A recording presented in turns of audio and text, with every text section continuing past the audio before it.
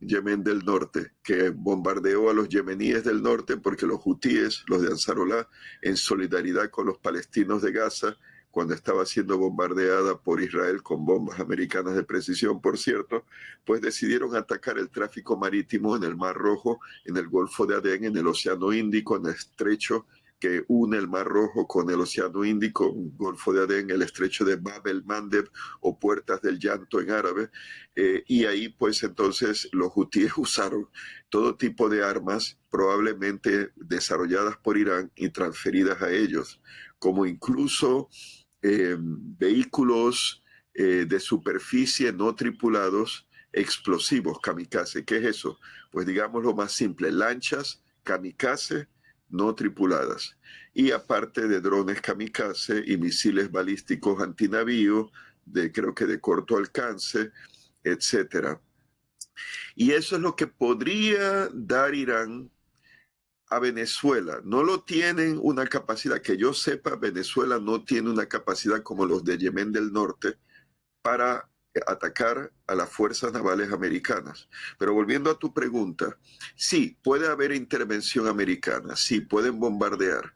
Esos venezolanos exilados militares hablaban, por ejemplo, bombardear la Dirección General de Contrainteligencia Militar, que está en el estado Miranda, que está pegado, creo que es al estado, bueno, está cerca de Caracas, vamos a decirlo así, cerca del estado de La Guaira, el estado de Miranda al Este, ¿no?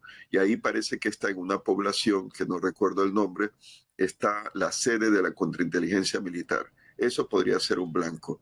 Otro, se me ocurre, sería el SEBIN, el Servicio de Inteligencia, el Servicio Bolivariano de Inteligencia Nacional, que es como decir la policía secreta represiva del régimen chavista, algo así como la KGB soviética, la FSB de Putin, etcétera. ¿Podría ser acaso un bombardeo acusándolos de narcotráfico, de ser parte del cártel de los soles? Podrían haber blancos ligados al Tren de Aragua también, que operan, claro, desde Venezuela también. Y, claro, para evitar ahí es donde vendría el portaaviones. El portaaviones podría servir, Gerald Ford, para eliminar aquellas fuerzas venezolanas militares que podrían oponerse a esa ofensiva aérea contra supuestos blancos de narcotráfico, por ejemplo, bombardeando a los Sukhoi 30, que dicen que creo que son 5 los operativos de los 21 que sobrevivían, porque 3 se estrellaron de los 24, bombardear a los F-16 en tierra o derribarlos si quieren oponerse a precisamente esos ataques aéreos. De ocurrir, claro, contra Venezuela, podrían atacar a la única unidad naval que le queda de las fragatas de origen italiano de la clase Lupo, creo que es el Mariscal Sucre, pero ahora no recuerdo. Habían 6 y solo queda operativa una. Y estaría, en sus buenos tiempos, estaba armada con 8 misiles antinavío Otomat Mark II de fabricación, creo que franco-italiana, y entonces con un alcance de 180 kilómetros y una ojiva explosiva que ahora no recuerdo, pero más poderosa que el Exocet francés, el misil antinavío Exocet, que los argentinos, por ejemplo, le dieron buen uso contra la Armada Británica en la Guerra de las Malvinas. El Exocet tiene 165 kilogramos de explosivo. Creo que el Otomat Mark II es más de 200 kilogramos de explosivo. Y no es un cohete como el Exocet AM-39 usado en la Guerra de las Malvinas, es turbojet. Y tiene pues eso, un gran alcance, 180. Están operativos. Si la única fragata sale o la usan para defensa costera, ahí vendrían las unidades navales americanas, como los destructores de Harley Burke, o vendrían los aviones cazabombardero de Gerald Ford para destruir esa unidad naval. Como hicieron en la Guerra del Pacífico de la Segunda Guerra Mundial, los aviones americanos liquidaron a la flota de superficie japonesa cuando se quedaron sin aviones de portaaviones. Así que irían blanco por blanco. Ahí creo que quedaban, no sé si unas lanchas misileras construidas por la Vosper británica, que Venezuela tenía 3 cañoneras y 3 con 2 misiles Automat Mark II, de esos que me acabo de mencionar. Pero no sé si están en servicio.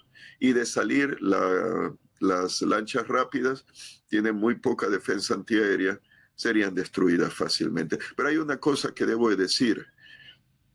Depende cómo es el bombardeo. Puede ser con el cazabombarderos FA-18EF, Super Hornet, como los de la película de Top Gun Maverick, la última de Tom Cruise, o podrían ser F-35C, creo que los tiene el portaaviones, la versión C del F-35 de invisible al radar o baja emisión de radar.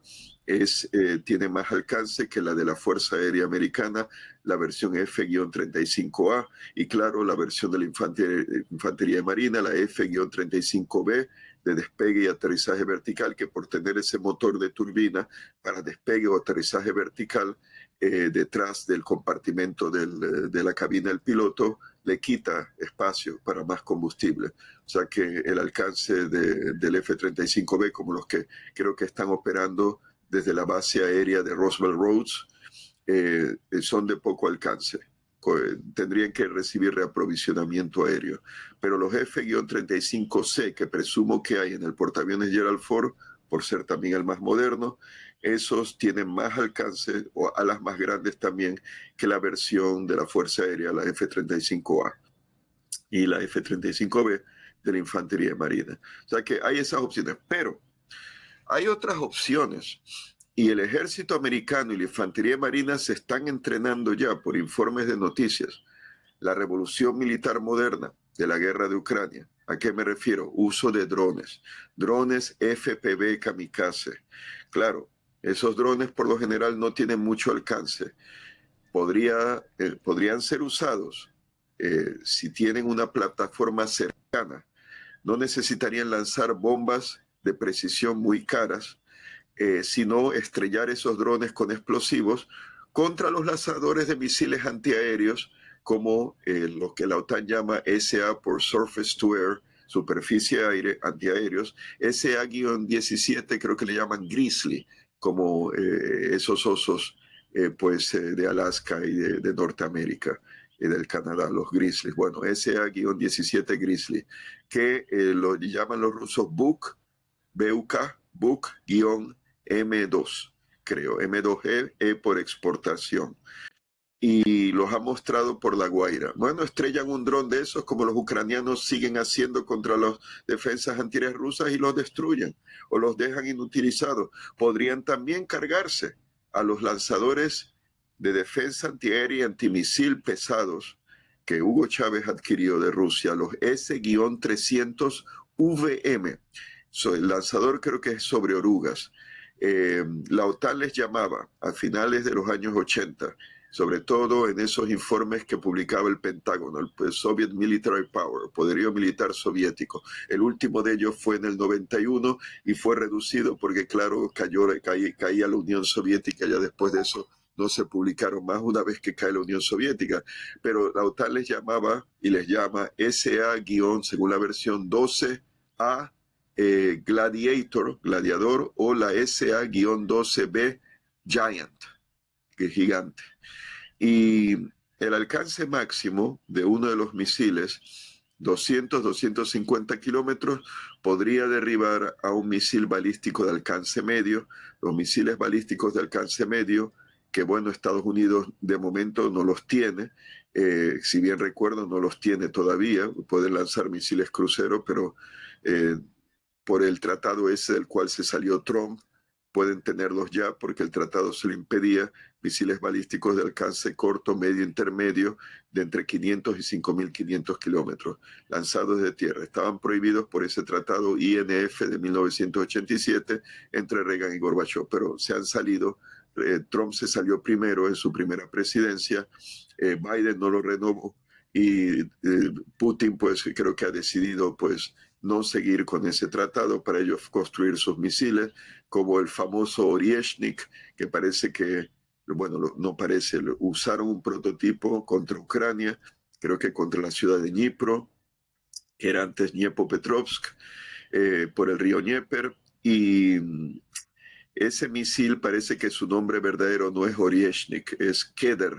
Keder quiere decir, eh, ahora se me escapa el nombre, no sé si es Arce o es Haya, estos árboles, ¿no? También puede querer decir abeto siberiano, pero bueno, es un árbol, Keder, el nombre original auténtico de ese misil que los rusos en la prensa le dicen Oryezhnik, pero no es el nombre que ellos usan, es solo para la prensa internacional.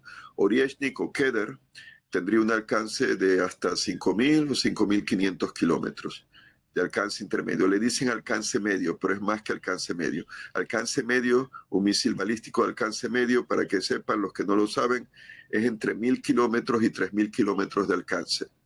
Y alcance intermedio es entre 3.000 y 5.500 kilómetros de alcance.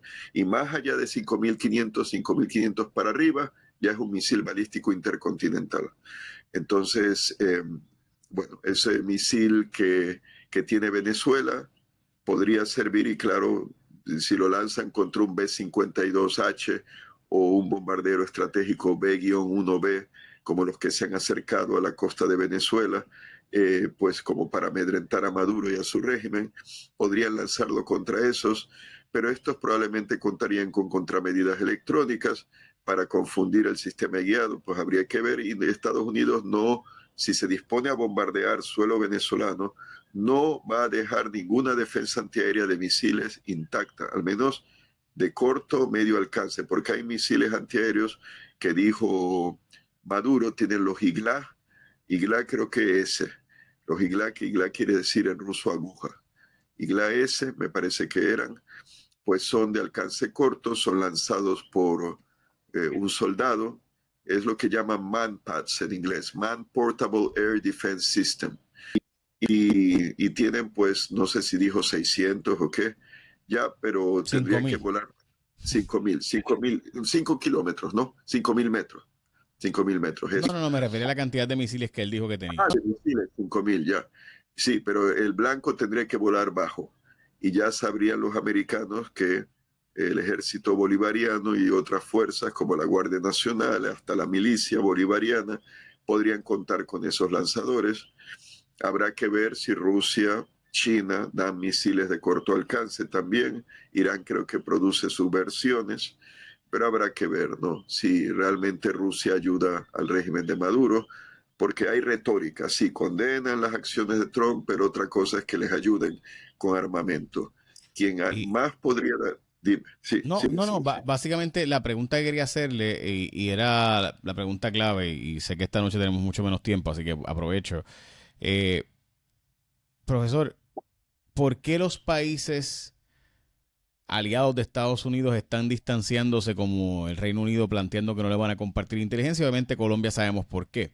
Sí. ¿Qué está ocurriendo desde su Sí. perspectiva? Bueno, también dentro de Estados Unidos, porque resulta que hay expertos militares uniformados que son los encargados son los expertos en derecho internacional y derecho de Estados Unidos, leyes de Estados Unidos. Ahora les llaman, creo que Judge Advocate, JAG, Judge Advocate. Uh -huh. Pues estos, los que no eran de Trump, los que estaban en el Pentágono, se oponían porque decían que usar la fuerza militar contra blancos civiles, porque aunque sean narcotraficantes, no hay una declaración de guerra, no es un enemigo convencional o incluso terrorista, son traficantes, pero ¿acaso van armados de explosivos? ¿Acaso van a estrellar su lancha para explotar un barco? ¿Acaso van armados con cohetes antitanque que los lanzarían contra un barco también?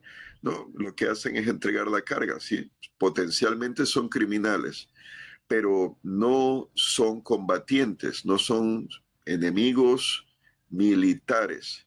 Son potencialmente, porque hay una cosa, se reportó el 31 de octubre por el Intercept, una publicación en línea, que Trump admitió y creo que se admitió ante miembros del Congreso de Estados Unidos, que no conocen las identidades de los muertos, que ahora son a estas alturas más de 70. No saben, no saben. Entonces, no tienen pruebas. Hay 2 que sobrevivieron a uno de esos ataques. Los tuvieron que soltar, los enviaron a sus países de origen. Creo que la mayor parte de ellos serían venezolanos, colombianos y algunos de Trinidad, de angloparlantes de la isla de del estado de Trinidad y Tobago. Entonces, no son, digamos que ni siquiera hay pruebas. Podrían ser narcolanchas, pero es que han destruido la evidencia. Entonces asumen que son narcolanchas sin pruebas. Y eso, como no hay un estado de guerra, quien además solo puede declarar la guerra es el Congreso de Estados Unidos. Si el Congreso le declarara la guerra al Cártel de los Soles y a toda narcolancha, pues entonces ahí habría, digamos, desde el punto de vista soberano de Estados Unidos, una justificación. Pero es que también Estados Unidos obedece, por lo general, al derecho internacional. Se somete al derecho internacional. Y esos expertos militares que Hegseth, el secretario, le sigo llamando por lo que era, secretario de Defensa, pues ha purgado, parece, ha retirado para poner a su gente, a sus expertos, que claro, le dan la razón a lo que está haciendo Trump.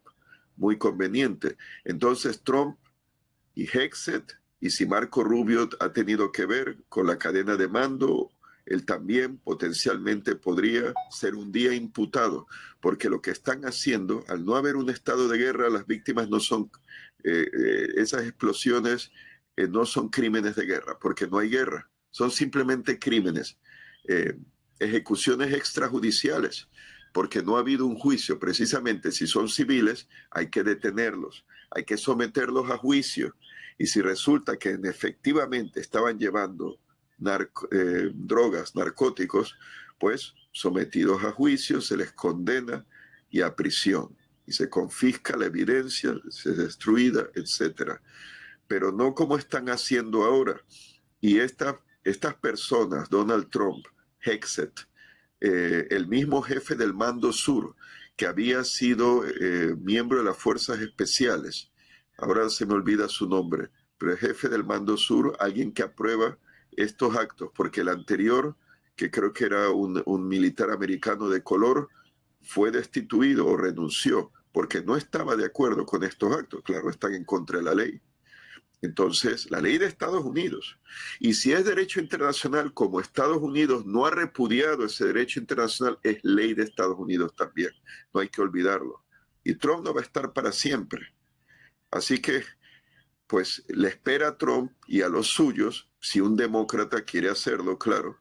También podría ocurrir que en un futuro gobierno, bueno, habría que ver si Maduro los lleva a juicio, porque digo, si no hay una invasión a gran escala, Maduro no se va, a menos que se muera, porque bueno, todos somos mortales, pero le va a reemplazar a alguien de su régimen. Y con simplemente provocaciones, destruir narcolanchas, todo presuntas narcolanchas, no se va Maduro, ni se va el régimen chavista. Ahí tienen que invadir, si quieren librarse el régimen chavista. Muy crudo decirlo, pero es la verdad. No se van a ir. A Hitler lo sacaron porque al final llegaron los del Ejército Rojo a Berlín. Y en el caso del Japón, bueno, fueron 2 bombas atómicas para que el emperador Hirohito decidiera rendirse. Y en el caso de Mussolini, pues los aliados occidentales invadieron la bota italiana y ahí, pues los colaboradores de Mussolini decidieron dar un golpe y reemplazarlo y pasarse al bando de los aliados. Así que en el caso de Maduro, pues habrá que ver qué hace Trump, porque mira, Jay, hay un problema aquí. Veo 2 problemas. Si no sacan a Maduro, ya que han iniciado todo esto, tarde o temprano se van a rearmar. Digo, si deciden hacerlo y si tienen el apoyo, claro, de Rusia, de la China, que estaría mejor posicionada, de Irán incluso. Se me ocurre un escenario. La China intenta capturar Taiwán, pero ya ha armado al régimen de Maduro de drones de todo tipo, de todo alcance, y tienen como un acuerdo que en caso de que Estados Unidos ataque a la China para defender a Taiwán, Venezuela lanza sus drones contra Puerto Rico, las Islas Vírgenes, contra Guantánamo y contra la Florida y la costa sur atlántica de Estados Unidos. Hay drones que tienen alcance de 3.000 kilómetros en la guerra de Ucrania, así que pueden usarlos y con el apoyo técnico de Rusia, de China e incluso de Irán, que son expertos.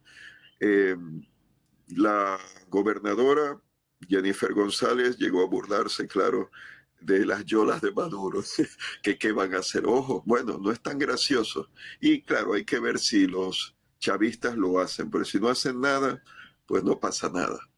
Pero, ¿qué pasa si con apoyo técnico chino, iraní, se lo han dado a los hutíes, los de Ansarollah de Yemen del Norte?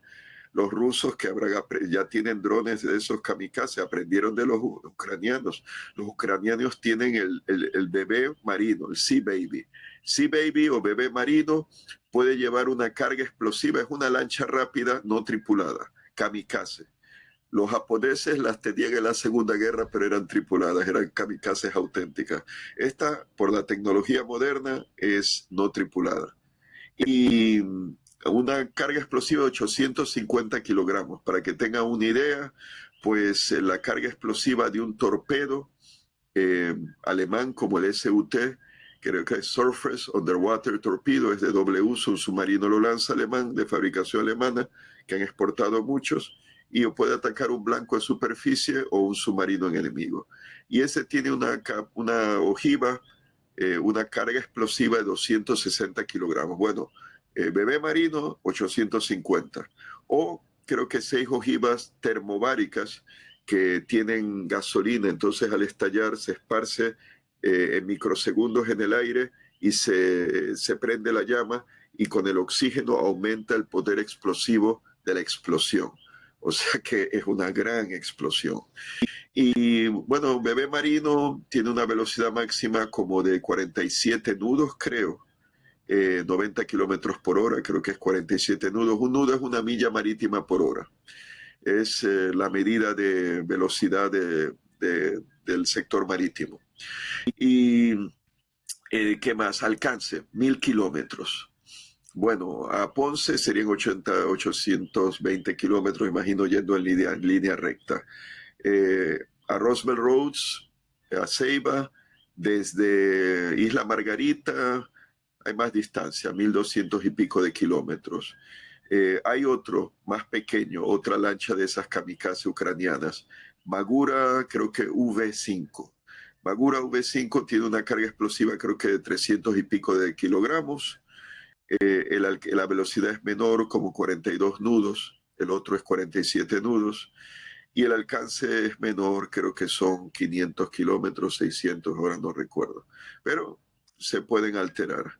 Y esperemos que no tengan la idea, inspirada por rusos, chinos, que irónicamente le llamen a esos drones, si los fabrican, las yolas de Maduro. Esperemos que no ocurra.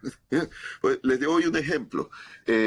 Cuando se independiza, cuando los holandeses o los protestantes de las Provincias Unidas, de los Países Bajos, de todos los Países Bajos, de lo que es Holanda hoy en día y Bélgica, y lo que Francia le quitó a Bélgica, habían sido del rey de España. El rey de España no era rey como rey de España de los Países Bajos, pero era señor, duque de Brabante, conde de Flandes, había numerosos títulos, pero colectivamente formaban los Países Bajos, porque ya saben, algunos están bajo el nivel del mar, tienen que usar diques para robarle tierra, ¿no? Y plantar, pues hoy en día plantan tulipanes, los polders y todo eso. Entonces, bueno, hay unas guerras de religión, eran las guerras de religión de segunda mitad del siglo XVI. Felipe II quería ejercer un poder autoritario en contra de las constituciones medievales que tenían esos estados, esas provincias unidas.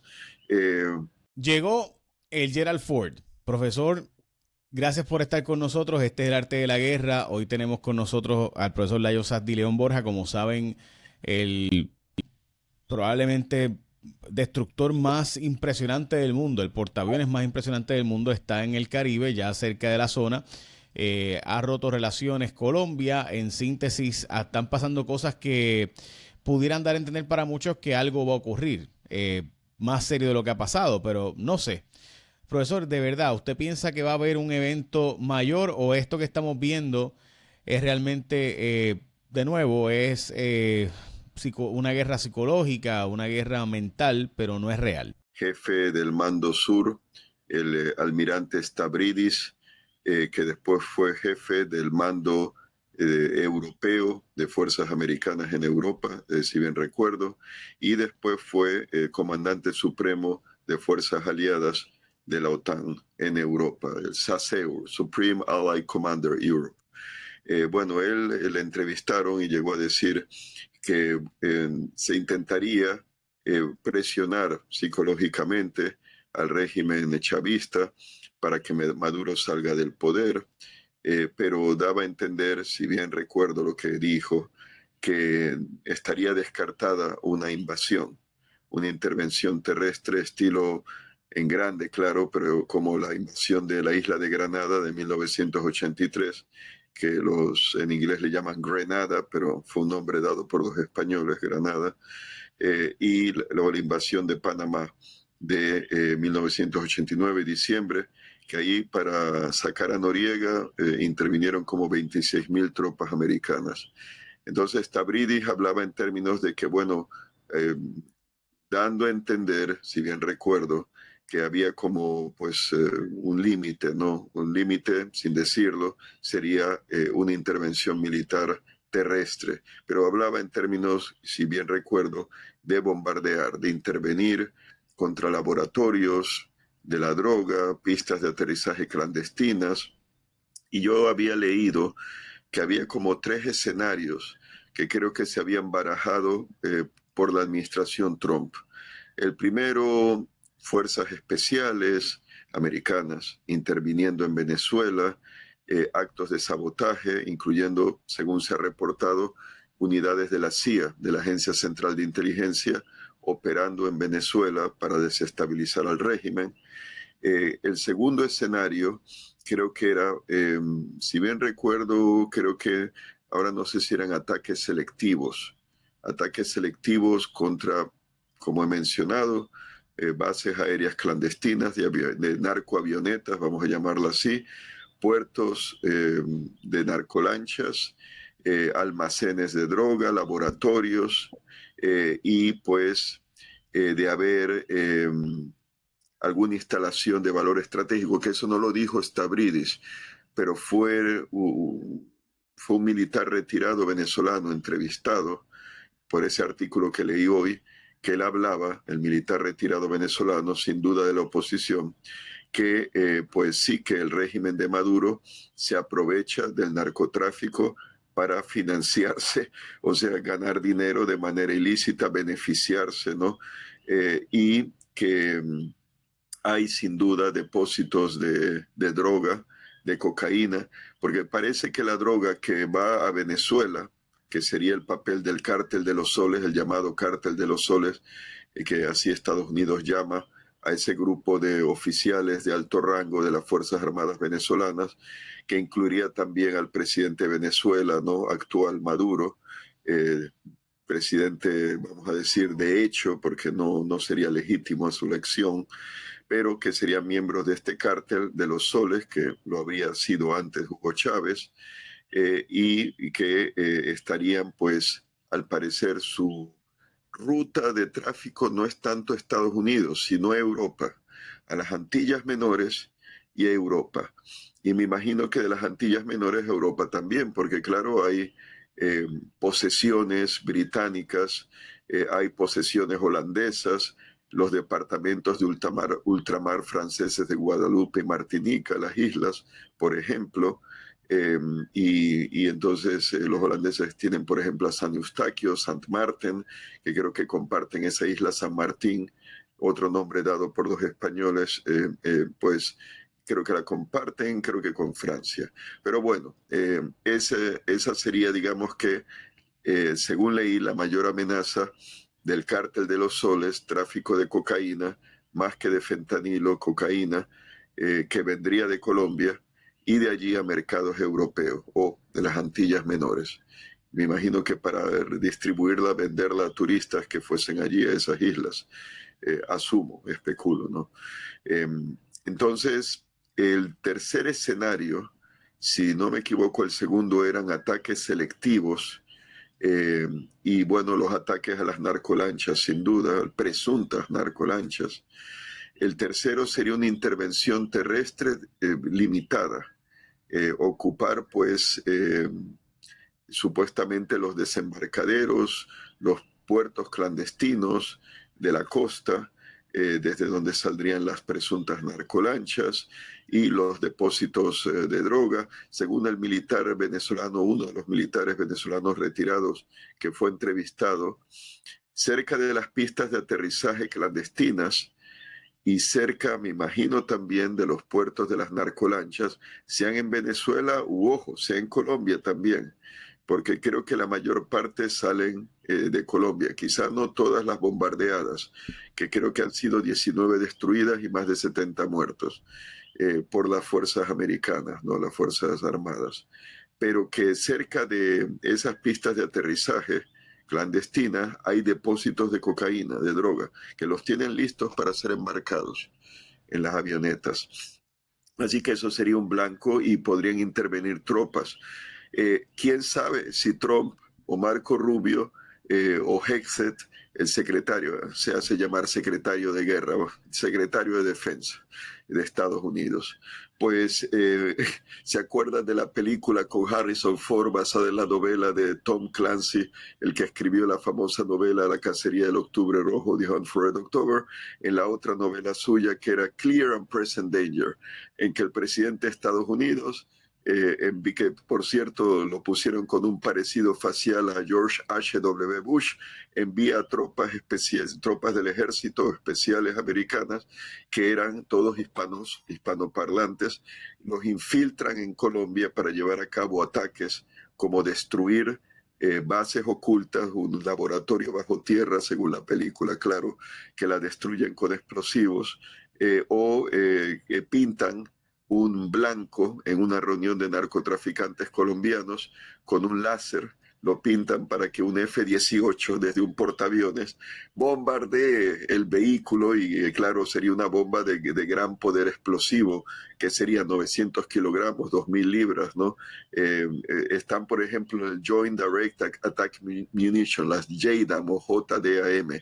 Esas no son guiadas, al menos las corrientes, que es coger una bomba de gravedad que no es inteligente, le ponen en la parte de atrás un receptor de navegación por satélite, creo que navegación inercial, se lo encajan en la bomba y entonces le ponen creo que un dispositivo en la punta, en la nariz, de precisión, y pues las convierten en bombas inteligentes. Ahora hay bombas láser, Joint Standoff Weapon, JSOW, esas pues también las hay de gran calibre. Bueno, en fin, me salgo de la película, pero digo, es un escenario que probablemente coincidiría con la tercera opción que leí, que la administración Trump, y que no estaría Trump dispuesto a eso, a enviar tropas americanas a suelo venezolano, parte del Sacro Imperio Romano Germánico, primer imperio alemán. Entonces, pues también eran protestantes, algunos de ellos eran calvinistas, asaltaban alguna iglesia, creo que rompieron una estatua de la Virgen María con el niño que Miguel Ángel había esculpido, estilo renacentista, pues le hicieron pedazos porque decían que era idolatría. Y entonces Felipe II envía sus tropas y bueno, ahí empieza la guerra, una guerra que dura 80 años, que al final termina con la independencia de los holandeses. Realmente Holanda era una de las provincias, eran otras también, Zelanda, etcétera, pero colectivamente les llamamos holandeses. Y al comienzo, 1580 por ahí, 1570 y tantos, la guerra empieza en 1568 y termina en 1648, pues no tenían mucha fuerza naval los holandeses, vamos a decir, los rebeldes holandeses a Felipe II. Y bueno, eran naves como pequeños barcos costeros, porque hay aguas muy poco profundas, muchas dunas. Los grandes galeones de Felipe II no podían entrar por ahí. Entonces la gobernadora de Flandes, en nombre de su hermano, creo que era Isabel Clara Eugenia, hija también de Felipe II. No, sería, perdón, hija de Felipe II, Isabel Clara Eugenia, creo que era la gobernadora. Despectivamente, creo que era ella, igual me equivoco, despectivamente llamó a esos holandeses rebeldes con sus fuerzas marítimas, les llamó, ¿cómo les llamó? Pordioseros del mar, como decir homeless, sea homeless, pordioseros del mar. ¿Y qué hicieron ellos? Pues fueron construyendo y aumentando su fuerza naval. Claro, los grandes barcos españoles no podían llegar muy cerca de la costa porque eran demasiado pesados, se hubieran encallado en los bancos de dunas. En cambio, estas naves de los holandeses, entre ellas creo que los flyboat, de ahí se cree que viene el nombre filibustero en el Caribe, porque eran como barcos de muy poco quilla que iban a base de remo y cuando no había viento y a base de vela cuando había viento. Entonces esos podían atacar entre las aguas profundas y la costa donde los barcos españoles grandes no podían entrar porque hubieran encallado. Así que, pero ellos se hacían llamar pordioseros del mar. Al final el insulto resultó para ellos como un símbolo honorífico. Esperemos que a los chavistas no se les ocurra desarrollar esos drones kamikaze, lanchas rápidas explosivas, y que, pues, por respeto a la gobernadora, les llamen yolas de Maduro. Pero esa es mi opinión. Esperemos que no ocurra. Sí. Yo recuerdo la historia de los mendigos o pordioseros del mar, ¿verdad? Como... Los mendigos del mar, eso. Los mendigos del mar. Ok, por si acaso, profesor, por último, o sea, estos países que han dejado de dar inteligencia, ¿qué representa eso para Estados Unidos? Estos países que han dejado de cooperar en dar inteligencia a Estados Unidos Y, por temas del Caribe. debilita la posición diplomática entre sus aliados. Porque, bueno, Petro, Petro ha sido el M-19, que era pues un grupo terrorista. Él ¿cómo decir? Pues cambió, ya no es el terrorista de su juventud, fue alcalde de Santa Fe de Bogotá hace unos años y pues ha sido elegido presidente. O sea que ya no es el hombre del pasado. A diferencia del actual presidente, quiero añadir paréntesis, de Siria, al-Shara, Mohamed al-Shara, que ese fue el fundador de Al-Qaeda en Siria. Y cuando ocupa el poder, tumba el régimen anterior de Bashar al-Assad, en diciembre del año pasado era el comandante, no se llamaba ya de Al-Qaeda porque eso ofendía los oídos de sus patrocinadores en Occidente, en Washington DC, en Londres, en París y todo. Pero, en mi opinión, se es de Al-Qaeda, se es siempre de Al-Qaeda. Se es del IRA irlandés, se es siempre el IRA. Se es de ETA, el grupo terrorista vasco separatista de España, se seguirá siempre de ETA. Y ese es terrorista. Y ahí lo ha recibido Donald Trump. Así que curioso que Donald Trump bombardea narcolanchas que no tiene pruebas y mata gente civil, pero recibe al Shara, el líder fundador de Al-Qaeda en Siria. Yo hasta me pregunto, quizá si Osama Bin Laden hubiera sobrevivido, le habrían invitado también quizá a Mar-a-Lago al final. Pues en todo caso, volviendo al tema que me preguntaste, y perdone que me vaya por la tangente, pues es serio que Gran Bretaña, Reino Unido, importantísimo aliado por esa relación especial que han tenido desde la Primera Guerra Mundial, y Canadá también parece que ha parado de colaborar, ha dejado de colaborar con información de inteligencia, ha dejado de proporcionar información a Washington. Entonces, Colombia, bueno, eso puede cambiar. Si Petro pues pierde o en las próximas elecciones y hay un gobierno pues más afín a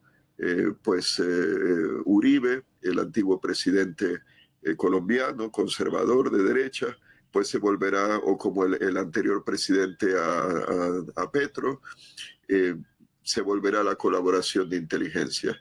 Pero de momento, claro, como Trump le ha acusado de ser tal y cual cosa, narcotraficante, etcétera, pues el otro se está vengando. Pero es serio. es serio porque Colombia está pegado, necesitan de la ayuda de Colombia. Entonces, ¿qué va a pasar con otro? Francia, no sabemos, creo que no se ha reportado. Francia tiene pues sus departamentos de ultramar, islas de Guadalupe y Martinica, está también la Guayana Francesa, ellos podrían colaborar también. No se ha dicho nada que si Macron le está ayudando a Estados Unidos, igual no. Holanda, Países Bajos, ellos también tienen Curazao, Aruba y Bonaire.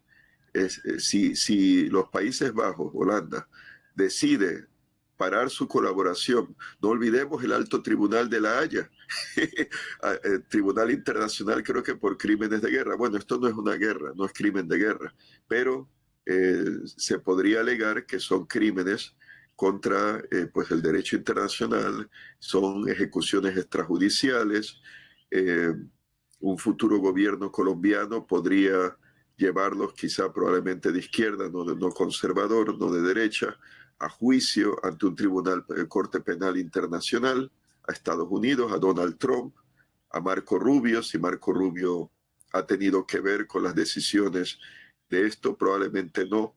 Es Trump y Hexet, y claro, hay una cadena de mando, el jefe del mando sur actual, él sería potencialmente una persona que lo podrían llevar a juicio. Y entonces, claro, Gran Bretaña pues es un estado de derecho, también los Estados Unidos, pero da la impresión que Donald Trump se pasa por la raya, o sea, pasa por encima del derecho y hace lo que quiere. Así que, pero eso va a cambiar porque Trump no va a ser eterno. Y basta que haya un gobierno demócrata que no se puede descartar en 3 años, ¿no? Es más, podría ser que los demócratas barran en las elecciones del año que viene a ambas cámaras. Si eso ocurre, pueden enjuiciar a Trump. Todo depende si tienen mayoría absoluta en el impeachment, y podrían destituirlo y podrían juzgarlo por eso. Y claro, tendrían que esperar a otro presidente demócrata para, si quieren, enjuiciar a Hexet, al jefe del mando sur. Habrá que ver. Aquí estoy especulando. Claro, y le han dado inmunidad, así que en la práctica pues veremos a ver qué significa inmunidad, porque siendo que el presidente ahora puede perdonar gente de forma como usted sabe que él hace, pues. Sí, hay una cosa, el Departamento de Justicia americano en un memorando le daba inmunidad, como dices, a los del personal militar que ha estado involucrado en esto. Vamos a decir, un piloto que parece que son de aviones no tripulados, como los Reaper, como los segadores, ¿no? El de la guadaña, el símbolo de la muerte, ¿no? Un esqueleto con la guadaña. Bueno, la guadaña se usaba para segar, creo que el trigo, qué sé yo. Pues el MQ-9B creo que es Reaper, el segador. Pues esos pilotos podrían ser enjuiciados. Ahora, si les dan inmunidad, la pregunta ¿es permanente o un nuevo gobierno demócrata puede rescindir de esa inmunidad? ¿O Trump les da el perdón presidencial a todos ellos? Y claro, creo que no ha habido ningún presidente que ha contradecido eso. El perdón presidencial es creo que permanente, ¿no? Aparente, sí. Así que puede que se salgan con la suya, pero pueden haber demandas civiles. Sí, y eso va a haberlo por los que han sobrevivido a los ataques. Profesor, gracias. Yo quisiera tener una conversación adicional con usted sobre tantos otros temas, particularmente sobre la capacidad de armamento que tendría Venezuela si en efecto Rusia decide, este pacto que han firmado, decide realmente venderle armamento, si es que Rusia tiene la capacidad actualmente, pero lo hacemos en otro momento. Gracias, profesor, como siempre.